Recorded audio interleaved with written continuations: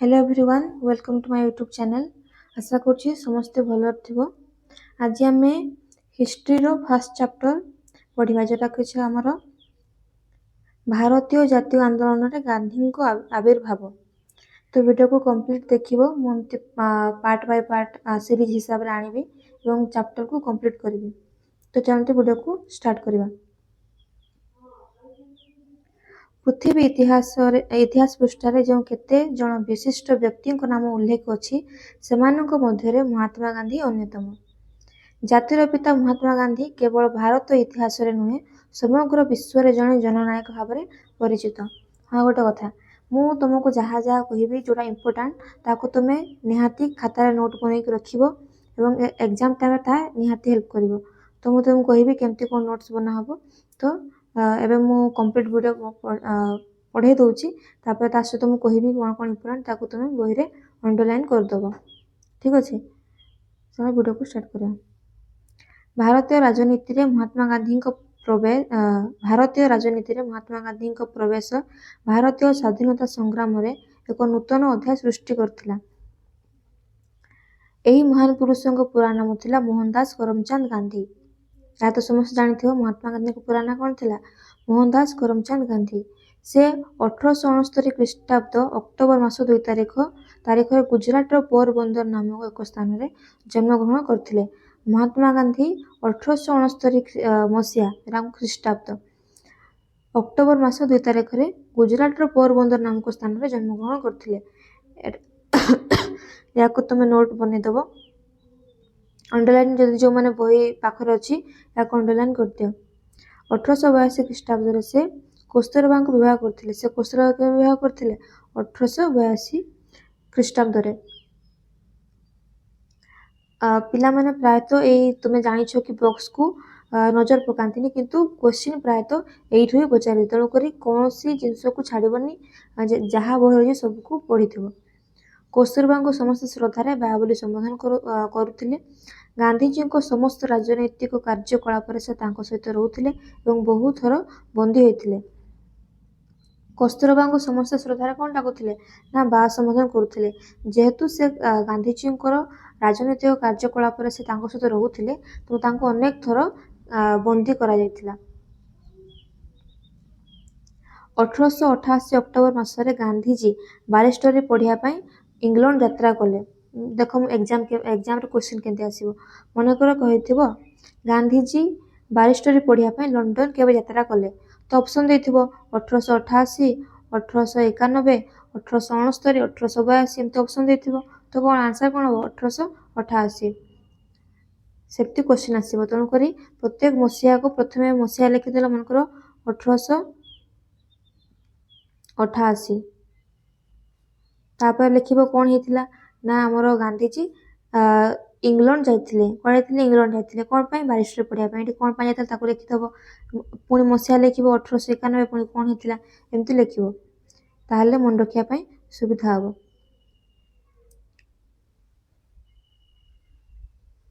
1888 मसरे Gandhiji barrister पढ़िया पई London यात्रा कले। 1891 जून मासरे आईन शिक्षा समाप्ति पर से बारिस्टरी भाव में राजकोट और बॉम्बे रे आईन व्यवसाय कले। सी 1888 मसीह तांकर आईन शिक्षा जो बारिस्टर पढ़ी सारा पर 1891 मसीहा जून मासरे तांकर आईन शिक्षा सरिला। तापर सी राजकोट और बॉम्बे रे आईन व्यवसाय कले माने कोर्ट रे सी हमर जो कोर्ट लड़ती आईन व्यवसाय लॉ तो ताहा से करथिले। दादा अब्दुल्ला नामक जने भारतीय मुसलमान व्यवसायी को वकील रूपे एक मोकदमा लढ़िया पई से दक्षिण अफ्रिकार नाटाल नामक स्थान को जाइथिले। एग्जाम रे आसीबो कहार मोकदमा लढ़िया पई से दक्षिण अफ्रिकार नाटाल नामक स्थान को जाइथिले। तो आंसर कोन हबो दादा अब्दुल्ला। दादा अब्दुल्ला किए थिले भारतीय मुसलमान व्यवसायी। से जने भारतीय मुसलमान व्यवसायी थिले तांकर गोटे केस लढ़िया पई मोकदमा लढ़िया पई से दक्षिण अफ्रिकार नाटाल नामक स्थान को जाइथिले। तापर देखिए कोन देछि श्वेतांग इंग्रेज मानक वर्ण वैषम्य नीति जोगु कृष्णांग आफ्रिकीयों सह दक्षिण अफ्रिकार काम करुवा भारतीय माने विभिन्न अत्याचार सम्मुखीन होउथिले। श्वेतांग माने जो माने गोरा जो आम सहित था इंग्रेज मैंने गोरा थे ना नहीं तो श्वेतांग गोरा इंग्रेज मान वर्ण वैषम्य नीति से कला गोरा भेदभाव चलता कृष्णांग आफ्रिकीय आफ्रिकार प्रत्येक प्रायतः आफ्रिकार लोक मैंने कौन कला तो आम भारतीय मान जो ସେମାନେ ବି କଳା ଥିଲେ ତେଣୁକରି କୃଷ୍ଣଙ୍କ ଆଫ୍ରିକା ମାନଙ୍କ ସହିତ ଦକ୍ଷିଣ ଆଫ୍ରିକାରେ ଯେଉଁ ଆମର କାମ କରୁଥିଲେ ଭାରତୀୟମାନେ ବିଭିନ୍ନ ଅତ୍ୟାଚାର ସମ୍ମୁଖୀନ ହେଉଥିଲେ ଯେହେତୁ ସେତେବେଳେ ଆମର ବର୍ଣ୍ଣ ବୈଷମ୍ୟ ନୀତି ଚାଲିଥିଲା ଅର୍ଥାତ୍ କଳା ଘରା ଭେଦଭାବ ଚାଲିଥିଲା ଯେଉଁମାନେ ଗୋରା ଥିଲେ ସେମାନେ ଅଧିକା ରେସ୍ପେକ୍ଟ ପାଉଥିଲେ ଯେଉଁମାନେ କଳା ଥିଲେ ସେମାନଙ୍କୁ ନିଚ ଦୃଷ୍ଟି ଦିଆଯାଉଥିଲା ଅତ୍ୟାଚାର ସମ୍ମୁଖୀନ ହେଉଥିଲେ ଇଂରେଜମାନେ ତାଙ୍କୁ ବହୁତ ହଇରାଣ କରୁଥିଲେ ସେଠାରେ ଭାରତୀୟମାନଙ୍କର ଭୋଟ ଦାନ ଅଧିକାର ନଥିଲା जो दक्षिण आफ्रिकार से काम करुले सेठार भोट दानर अधिकार नथिला सेमानंकु सेमानंकर नाम पंजीकरण करी निर्वाचन कर देवाकू पड़ुथिला निर्वाचन कर सेतेबेले भोट निर्वाचन कर दिया भोटिंग जो हमर कर माने ना पंजी रजिस्ट्रेशन करिवे ता सहित सेमानंकु कर देवाकू पड़ुथिला सेमानंक बसति स्थापन पई जनाकीर्ण अस्वास्थ्यकर परिवेश रे स्थान उद्दिष्ट करा जायतिला जो माने कृष्णांग आफ्रिकीय भारतीय जो मैंने कृष्णांग थे से व्यवस्था केमती ना से जनाकीर्ण अस्वास्थ्यकर अर्थात अपरिष्कार जगार से रे से बहुत अत्याचार सहे से राति 9टा पर घर बाहर को जाई पार नथिले और जनसाधारण पाद चला रास्ता व्यवहार करि पार नथिले सेमानकर अवस्था के पड़ुथिला ना राति 9टा पर से घर बाहर को जाई पारिबे नाही जो जनसाधारण पादचला रास्ता माने आमर रोड रे से चली पार नथिले सेमाने रेल गाड़ी प्रथम बा द्वितीय श्रेणी कोठरी रे यात्रा करि पार नथिले ट्रेन रो हमर जो डबा अछि तार फर्स्ट सेकंड कोठरी रे से जाई पार नथिले सेठारे बास करथि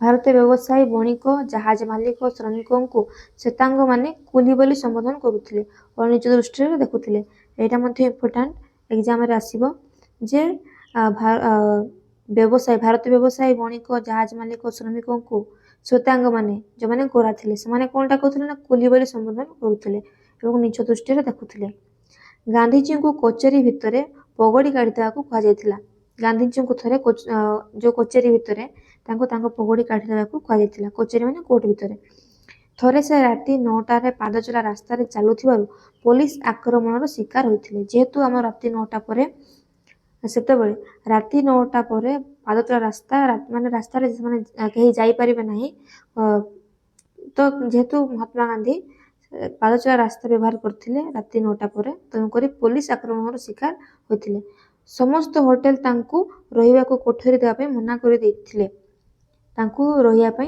मना कर देथिले दिने से रेल गाड़ी प्रथम श्रेणी कोठरी यात्रा करुवा समय तांकर जने श्वेतांग सहयात्री अभियोग क्रमे गोटे स्टेशन रेल गाड़ी गार्ड और पुलिस को द्वारा तांको जिनिस पत्र सह उक्त रेल कोठरी ठेली बाहर कर दिया जायतिला दिने से रेल गाड़ी प्रथम श्रेणी कोठरी यात्रा करथिले हला तो जेहेतु प्रथम श्रेणी और द्वितीय श्रेणी कोठरी अलाउ नथिला तो किंतु तथापि से प्रथम श्रेणी कोठरी बसिथिले सेतेबेले श्वेतांग सहयात्री अभियोग क्रमे जने श्वेतांग सहयात्री थिले तांको से डबार जे बसथिले तांकर अभियोग से कंप्लेन देथिले तनकरी स्टेशन रेल गार्ड थिले जे सी तांको जिनिस पत्र सह बाहर को कोठरी बाहर को माने ठेल देती बाहर कर देथिले श्वेतांग मानक व्यवहार रे गांधीजी को मन विद्रोही होई उठिला सेठारे भारतीय मानक मध्य राजनैतिक सचेतन जागृत करिया पई गांधीजी 1894 नाटाल भारतीय कांग्रेस नामक एक राजनैतिक अनुष्ठान गठन कले एवं श्वेतांग मानक अत्याचार संबंध रे जनसाधारण को अवगत कराया पई इंडियन ओपिनियन नामक एक संवाद पत्रिका प्रकाश कले कौन लिखाई ना 1894 नाटाल भारतीय कांग्रेस मन रखिदेव 1894 मसीह नाटाल भारतीय कांग्रेस नामक कौन होता राजनैतिक अनुष्ठान गठन होता किए करथिले ना महात्मा गांधी परीक्षा आसब नाटाल भारतीय कांग्रेस केबे गठन होता ना 1894 किए करथिले महात्मा गांधी करथिले नाटाल भारतीय कांग्रेस गोटे केउ भलिया अनुष्ठान थिला तो तार आंसर हबो राजनैतिक अनुष्ठान थिला काहेकि नाटाल भारतीय कांग्रेस गठन होता तार आंसर हम श्वेतांग मानक अत्याचार संबंध में ଜନସାଧାରଣଙ୍କୁ ଅବଗତ କରିବା ପାଇଁ ହେଇଥିଲା। କ'ଣ ସେତେବେଳେ ଗୋଟେ ସମ୍ବାଦ ପତ୍ରିକା ହେଇଥିଲା, ତା ନାଁ ହେଉଛି ଇଣ୍ଡିଆନ୍ ଓପିନିଅନ୍। ତ ମୁଁ ତୁମକୁ ବହୁତ ଭେରାଇଟି କହିଦେଲି କି କ୍ୱେଶ୍ଚିନ୍ କେମିତି ଆସିବ ଏକ୍ଜାମ୍ରେ। ତ ତେଣୁକରି ଏଇ ପାର୍ଟ ହେଉଛି ବହୁତ ଇମ୍ପୋର୍ଟାଣ୍ଟ। ୟାକୁ ଖାତାରେ ନୋଟ୍ କରିଦେବ ଏବଂ ଅଣ୍ଡରଲାଇନ୍ ମଧ୍ୟ କରିଦେବ ଏଇ ପାର୍ଟ ଗୁଡ଼ା। ମୁଁ ଯାହା ଯେଉଁଠି ଅଣ୍ଡରଲାଇନ୍ କରୁଛି ସେଗୁଡ଼ା ଭାବିଦିଅ, ସେଗୁଡ଼ା ବହୁତ ଇମ୍ପୋର୍ଟାଣ୍ଟ। ଇଂରେଜମାନଙ୍କ ବିରୁଦ୍ଧରେ ସଂଗ୍ରାମ କରିବା ନିମନ୍ତେ ଗାନ୍ଧିଜୀ ନେତୃତ୍ୱ ନେଲେ। ଯେହେତୁ ସେ ଦେଖିଲେ ଲୋକମାନେ ବହୁତ ଅସୁବିଧାର ସମ୍ମୁଖୀନ ହେଉଛନ୍ତି, ଆମର ଶ୍ଵେତାଙ୍ଗ ଲୋକମାନେ, କୃଷ୍ଣକାୟ ଲୋକମାନଙ୍କୁ ବହୁତ ହଇରାଣ କରୁଛନ୍ତି, ଅତ୍ୟାଚାର କରୁଛନ୍ତି, ଭାରତୀୟମାନେ ମଧ୍ୟ ଅତ୍ୟାଚାରିତ ହେଉଛନ୍ତି। ତେଣୁକରି ସେ ତାଙ୍କୁ ଲୋକମାନଙ୍କୁ ଏହି ଅତ୍ୟାଚାର ବିଷୟରେ ଜଣାଇବା ପାଇଁ 1894 ମସିହାରେ ନ୍ୟାସନାଲ ଭାରତୀୟ କଂଗ୍ରେସ ତିଆରି କରିଥିଲେ ଏବଂ ଇଣ୍ଡିଆନ୍ ଓପିନିଅନ୍ ନାମକ ଗୋଟେ ସମ୍ବାଦ ପତ୍ରିକା ପ୍ରକାଶ କଲେ ଏବଂ ଇଂରେଜମାନଙ୍କ ବିରୁଦ୍ଧରେ ସଂଗ୍ରାମ କରିବା ପାଇଁ ଗାନ୍ଧିଜୀ ନେତୃତ୍ୱ ନେଲେ। ଏହି ସଂଗ୍ରାମ ସମୟରେ ସେ ସତ୍ୟ ଏବଂ ଅହିଂସା ଉପରେ ଆଧାରିତ ନୂତନ ଅସ୍ତ୍ର ସତ୍ୟାଗ୍ରହର ପ୍ରବର୍ତ୍ତନ କଲେ। ପରୀକ୍ଷାରେ ଆସିବ ଗାନ୍ଧିଜୀଙ୍କର ସତ୍ୟ ଏବଂ ଅହିଂସାକୁ ନେଇକି ଯେଉଁ ଅସ୍ତ୍ର ହେଇଥିଲା ତାର ନାଁ କ'ଣ ଥିଲା ନା ସତ୍ୟାଗ୍ରହ। ଯେହେତୁ ସତ୍ୟ ଏବଂ ଅହିଂସାକୁ ନେଇକି ତା ତିଆରି ହେଇଥିଲା। ସତ୍ୟ ଏବଂ ଅହିଂସାକୁ ସେ ଗୋଟେ ଅସ୍ତ୍ର ହିସାବରେ ଗାନ୍ଧିଜୀ ତାକୁ ଗ୍ରହଣ କରିଥିଲେ। 1906 ଖ୍ରୀଷ୍ଟାବ୍ଦରେ ଯେତେବେଳେ ଦକ୍ଷିଣ ଆଫ୍ରିକା ସରକାର ଏକ ଆଇନ ପ୍ରଣୟନ କରି ପ୍ରତ୍ୟେକ ଭାରତୀୟମାନଙ୍କୁ ନିଜର ଅଙ୍ଗୁଳି ଛାପ ଥିବା ପଞ୍ଜୀକୃତ ପ୍ରମାଣପତ୍ରକୁ ସବୁ ସମୟ ନିଜ ସହିତ ବହନ କରିବା ପାଇଁ ବାଧ୍ୟତାମୂଳକ କଲେ, ଗାନ୍ଧିଜୀ ଉକ୍ତ ଆଇନ ବିରୋଧରେ ଆନ୍ଦୋଳନ କଲେ ଏବଂ ଏହି ଆନ୍ଦୋଳନରେ ପ୍ରଥମେ ସତ୍ୟାଗ୍ରହ ଅସ୍ତ୍ର ପ୍ରୟୋଗ କଲେ। ଦେଖ, 1906 ଖ୍ରୀଷ୍ଟାବ୍ଦରେ ଯେତେବେଳେ ଦକ୍ଷିଣ ଆଫ୍ରିକାରେ ସରକାର ଗୋଟେ ଆଇନ ପ୍ରଣୟନ କଲେ ଯେ ପ୍ରତ୍ୟେକ ଭାରତୀୟଙ୍କୁ ନିଜର ଅଙ୍ଗୁଳି ଛାପ ଥିବା ପଞ୍ଜୀକୃତ ପ୍ରମାଣପତ୍ର, ନିଜର ଟିପ ଚିହ୍ନ ଅଙ୍ଗୁଳି ଛାପ ଦେଇକି ଯେଉଁ ଆମର ରେଜିଷ୍ଟର ସେମାନେ କରିଛନ୍ତି, ଯେଉଁ ପ୍ରମାଣପତ୍ର ସବୁ ତାଙ୍କର ଥିଲା, ତାକୁ ସବୁ ସମୟ ନିଜ ସହିତ ନେବାକୁ ବାଧ୍ୟତାମୂଳକ। ଯେମିତି ଏବେ ଆମର ପ୍ରମାଣପତ୍ର ଅଛି Aadhaar card, PAN card, voter card, ଏମିତି ସେତେବେଳେ ଯାହା ସବୁ ଥିଲା, ତ ତାକୁ ସବୁ ସମୟ ନିଜ ସହିତ ଲୋକମାନେ ନେବେ, ଭାରତୀୟମାନେ ନେବାକୁ ବାଧ୍ୟତାମୂଳକ। ଗାନ୍ଧିଜୀ ଉକ୍ତ ଆଇନ ବିରୁଦ୍ଧରେ, ମାନେ ସେ ଯେଉଁ ଆଇନ ହେଇଥିଲା ବାଧ୍ୟତାମୂଳକ ହେଇଥିଲା, ତ ଗାନ୍ଧିଜୀ ତା ବିରୁଦ୍ଧରେ ସତ୍ୟାଗ୍ରହର ପ୍ରଥମ ଅସ୍ତ୍ର ପ୍ରୟୋଗ କରିଥିଲେ। 1906 ସେପ୍ଟେମ୍ବର 11ରେ ଜୋହାନେସବର୍ଗର ଏମ୍ପାୟାର ଥିଏଟରରେ ଅନୁଷ୍ଠିତ ଏକ ସାଧାରଣ ସଭାରେ ଉପସ୍ଥିତ ଥିବା ଭାରତୀୟମାନେ ଏହି କଳା ଆଇନକୁ ଅମାନ୍ୟ ପାଇଁ ଦୃଢ଼ ସଂକଳ୍ପ ନେଲେ। ସରକାର ଅନେକ ଆନ୍ଦୋଳନକାରୀଙ୍କୁ ବନ୍ଦୀ କଲେ। ଭାରତୀୟମାନେ ଏହି କଳା ଆଇନକୁ ଅମାନ୍ୟ କରିଥିଲେ ଜୋହାନେସବର୍ଗର ଥିଏଟରରେ, ତ ତାକୁ ଭାରତୀୟମାନେ ଅମାନ୍ୟ କରିଥିଲେ। ଇଂରେଜ ସରକାର ସେମାନଙ୍କୁ, ଯେଉଁମାନେ ଆନ୍ଦୋଳନ କରିଥିଲେ ସେମାନଙ୍କୁ ବନ୍ଦୀ କରିଥିଲେ। ଗାନ୍ଧିଜୀଙ୍କୁ ଜୋହାନେସବର୍ଗ କାରାଗାରରେ ବନ୍ଦୀ କରି ରଖାଗଲା। ଗାନ୍ଧିଜୀଙ୍କୁ କୋଉଠି ରଖାଯାଇଥିଲା? ଜୋହାନେସବର୍ଗ। ଏହି ଅହିଂସା ଆନ୍ଦୋଳନ ବିରୁଦ୍ଧରେ ସରକାରଙ୍କ ଦମନମୂଳକ ନୀତି ଅଧିକ ସଂଖ୍ୟକ ଭାରତୀୟମାନଙ୍କୁ ଆଇନ ଅମାନ୍ୟ କରିବା ପାଇଁ ପ୍ରେରଣା କଲା। ଯେହେତୁ ଗାନ୍ଧିଜୀଙ୍କୁ ଆରେଷ୍ଟ କରିକି ରଖାଗଲା ଜୋହାନେସବର୍ଗରେ ଏହି ଅହିଂସା ଆନ୍ଦୋଳନ ବିରୁଦ୍ଧରେ, ଯେଉଁ ଇଂରେଜ ସରକାର ତାଙ୍କୁ ବନ୍ଦୀ କରି ରଖିଲେ ମହାତ୍ମା ଗାନ୍ଧୀଙ୍କୁ, ଭାରତୀୟମାନଙ୍କୁ ଆଇନ ଅମାନ୍ୟ କରିବା ପାଇଁ ପ୍ରେରଣା ଦେଲା। ଗାନ୍ଧିଜୀଙ୍କ ସତ୍ୟାଗ୍ରହ ନୀତି ସଫଳ ହେଲା। ଇତିମଧ୍ୟରେ ସରକାରଙ୍କ ଦ୍ୱାରା ଭାରତୀୟମାନଙ୍କ ଉଦ୍ଦେଶ୍ୟରେ ପ୍ରଣୀତ ଦେଶାନ୍ତର ଗମନ ନିଷେଧ ଆଇନ ବିରୋଧରେ ଅନେକ ଭାରତୀୟ 1908 ଅଗଷ୍ଟରେ ନାଟାଲ ସୀମା ପାର ହୋଇ ଟ୍ରାନ୍ସଭାଲ ଗମନ କଲେ ଏବଂ ଗିରଫ ହେଲେ। ସେତେବେଳେ ସରକାରଙ୍କର ଭାରତୀୟମାନଙ୍କ ଉଦ୍ଦେଶ୍ୟରେ ଗୋଟେ ଦେଶାନ୍ତର ଗମନ ନିଷେଧ ଆଇନ, ମାନେ ଦେଶାନ୍ତର, ଗୋଟେ ଦେଶରୁ ଅନ୍ୟ ଦେଶକୁ ଯିବାର ସେ ରେଷ୍ଟ୍ରିକ୍ସନ ଲଗାଇଥିଲେ। ତାଙ୍କ ବିରୋଧରେ 1908 ମସିହାରେ ଅଗଷ୍ଟରେ ଭାରତୀୟମାନେ ନାଟାଲ ସୀମା ପାର ହେଇକି ଟ୍ରାନ୍ସଭାଲ ଗମନ କଲେ ଏବଂ ଗିରଫ ମଧ୍ୟ ହୋଇଥିଲେ। ସେହି ବର୍ଷ ଅକ୍ଟୋବରରେ ଗାନ୍ଧିଜୀଙ୍କୁ ମଧ୍ୟ ଗିରଫ କରାଗଲା। 1908ରେ ସେହି ବର୍ଷ ମଧ୍ୟ ଗାନ୍ଧିଜୀଙ୍କୁ ଗିରଫ କରାଗଲା। ଆନ୍ଦୋଳନ ପ୍ରଶମିତ ହେବା ପରିବର୍ତ୍ତେ ଅଧିକ ଶକ୍ତିଶାଳୀ ହେଲା। ଯେହେତୁ ଗାନ୍ଧିଜୀଙ୍କୁ ଗିରଫ କରାଗଲା, ଭାରତୀୟମାନଙ୍କୁ ଗିରଫ କରାଗଲା, ତ ଆନ୍ଦୋଳନ ଯେଉଁ ଚାଲିଥିଲା ତା ବନ୍ଦ ହେବା ପରିବର୍ତ୍ତେ ଶକ୍ତିଶାଳୀ ହେଇଗଲା। ଅର୍ଥାତ୍ ଲୋକମାନେ ଅତ୍ୟଧିକ ଜାଗୃତ ହୋଇଗଲେ। ସେମାନେ ଜାଣିପାରିଲେ ଯେ ନାଇଁ, ଆମକୁ ଅତ୍ୟାଚାର ବିରୁଦ୍ଧରେ ଆନ୍ଦୋଳନ କରିବାର ଅଛି। ତ ତେଣୁକରି ଆନ୍ଦୋଳନଟି ପ୍ରଶମିତ ହେବା ପରିବର୍ତ୍ତେ ଅଧିକା ଶକ୍ତିଶାଳୀ ହେଇଗଲା। 1913 ମାର୍ଚ୍ଚ 14ରେ ଦକ୍ଷିଣ ଆଫ୍ରିକା ଉଚ୍ଚତମ ନ୍ୟାୟାଳୟର ଏକ ନିଷ୍ପତ୍ତି କ୍ରମେ ଖ୍ରୀଷ୍ଟିଆନ ରୀତି ଅନୁସାରେ ସମ୍ପାଦିତ ହୋଇ ନଥିବା ଓ ପଞ୍ଜୀକରଣ ହୋଇନଥିବା ଭାରତୀୟମାନଙ୍କ ବିବାହର ସ୍ୱୀକୃତି ପ୍ରତ୍ୟାହାର କରାଗଲା। 1913ରେ ପୁଣି ଏକ ନିଷ୍ପତ୍ତି ନିଆଗଲା ଯେ ଯଦି ଖ୍ରୀଷ୍ଟିଆନ ରୀତି ଅନୁସାରେ ସମ୍ପାଦିତ ହୋଇନଥିବ, ଯଦି ଦକ୍ଷିଣ ଆଫ୍ରିକା ହେଉଛି ତୁମ ଏକ ନିଷ୍ପତ୍ତି କ୍ରମେ ଖ୍ରୀଷ୍ଟିଆନ ରୀତି ଅନୁସାରେ ସମ୍ପାଦିତ ହୋଇନଥିବା ପଞ୍ଜୀକରଣ ଓ ପଞ୍ଜୀକରଣ ହୋଇନଥିବା ଭାରତୀୟମାନଙ୍କ ବିବାହ। ଯଦି ମନେକର ଜଣେ ବିବାହ କରିଛି ଏବଂ ତାର ପ୍ରମାଣପତ୍ର ଯଦି ଖ୍ରୀଷ୍ଟିଆନର ରୀତି ଅନୁସାରେ ହେଇନି ତାହେଲେ ତାହାକୁ ସେଇ ବିବାହକୁ ସ୍ୱୀକୃତି ଦିଆଯିବ ନାହିଁ। ଏମିତି ଗୋଟେ 1913ରେ ନିଷ୍ପତ୍ତି ନିଆଯାଇଥିଲା। ଏହା ବିରୋଧରେ ସଂଗଠିତ ଆନ୍ଦୋଳନ ଦକ୍ଷିଣ ଆଫ୍ରିକାରେ ଗାନ୍ଧିଜୀଙ୍କ ନେତୃତ୍ୱାଧୀନ ଶେଷ ଆନ୍ଦୋଳନ ଥିଲା। ତା ବିରୋଧରେ ଗାନ୍ଧିଜୀଙ୍କ ଦକ୍ଷିଣ ଆଫ୍ରିକା ଲାଷ୍ଟ ଆନ୍ଦୋଳନ ଥିଲା। ଗାନ୍ଧିଜୀଙ୍କ ନୂତନ ସଂଗ୍ରାମ ନିକଟରେ ଇଂରେଜ ସରକାର ହାର ମାନିଲେ ଏବଂ କେତେକ ଅପମାନଜନକ ଆଇନ ପ୍ରତ୍ୟାହାର କରିବାକୁ ବାଧ୍ୟ ହେଲେ। କେତେଗୁଡ଼ା ଯେଉଁ ଆମର ଥିଲା ବହୁତ ସାରା ଅପମାନଜନକ ଆଇନ ସେ ଇଂରେଜ ସରକାର ପ୍ରତ୍ୟାହାର କଲେ ଏବଂ ହାର ମାନିଗଲେ। ସେ ସମୟରେ ଦକ୍ଷିଣ ଆଫ୍ରିକାର ଶାସନ ମୁଖ୍ୟ ଥିଲେ ଜେନେରାଲ ସ୍ମଟ୍ସ। ଏଇଟା ମଧ୍ୟ ବହୁତ ଇମ୍ପୋର୍ଟାଣ୍ଟ।